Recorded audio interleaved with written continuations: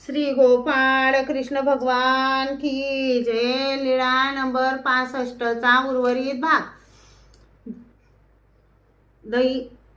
दही भाताचा हुंडा समजून तो पटकन घास घेतो तेव्हा चुना व्यवस्थित झाला असे ओळखावे व तो श्वान बक्षी चुना समजावा। नंतर त्याने सांगितले, जीजी हे आम्हाला माहीतच नाही, तर तयार करता कसा येईल हे आपणच सांगू जाणे व करू जाणे। नंतर सर्वज्ञ दरवाजाकडे जात तोपर्यंत गरुड घोडा सर्वज्ञांपासून प्राप्त झालेला आकृती आनंद उपभोगीत असे। असा रोजचा क्रम होता। मग सर्वज्ञ घोड्यावर बसून तेथून निघायचे।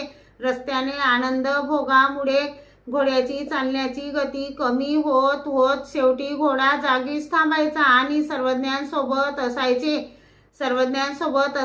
त्या सर्वांना सर्वज्ञ जी गोष्ट थांबल्याशिवाय सांगता येणार नाही अशी एखादी गोष्ट तेवढ्या वेळेपर्यंत सांगत नंतर घोडा चालू लागेल। जाताना रस्त्यात गावातील लोक सर्वज्ञांना बघून कोणी त्यांना राम धरण्याचे जावई म्हणून समजायचे, तर काही लोक हे राम धरण्याचे गुरु आहेत असे सांगत राम धरण्याची आई सर्वज्ञांना तुळशी वाहून मगच जेवत असे। सर्वज्ञ जेवण झाल्यावर गुन्हा करून पानाचा विडा घेतल्यानंतर देववार चौकीत झोपायचे। अशा रीतीने सर्वज्ञांनी राजकुमारासारखे तेथे 10 महिने राज्य केले। तेव्हा सर्वज्ञ कधी कधी लाखात बनातही फिरायला जायचे। श्री गोपाळ कृष्ण भगवान की जय।